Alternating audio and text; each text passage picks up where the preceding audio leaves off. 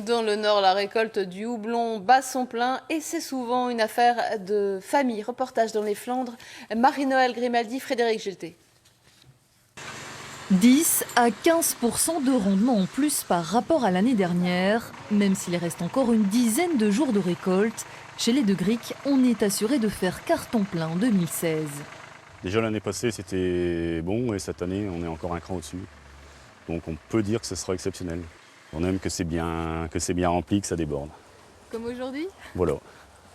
Et François-Xavier a de l'expérience. En 1948, son grand-père plantait déjà des pieds de houblon. Aujourd'hui, c'est encore une histoire de famille. Père, sœur, enfant, tout le monde met la main à la pâte pour la récolte. Papa, c'est un peu le chef, après il y a maman, maman l'aide aussi. C'est participer à cette ambiance-là qui est très intéressante. Voilà, ça dure 15 jours et c'est intense pour François.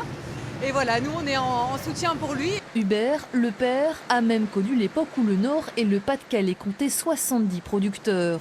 Aujourd'hui, ils ne sont plus que 7. J'ai connu la cueillette à la main. Je suis un des derniers. Cueillir à la main. Mais maintenant, on n'arriverait plus à payer les gens en vendant la récolte. Puis ils ne voudraient plus le faire. Une machine comme ça fait le travail de 80 à 100 personnes à la main. Alors, même si la technique évolue, l'odeur, elle, reste toujours la même. Quand on met le séchoir en route, c'est vraiment l'odeur de lupuline qui se dégage et que l'on sent partout. Ça sent le houblon, ça sent la lupuline. C'est ça qui donne l'arôme à la bière.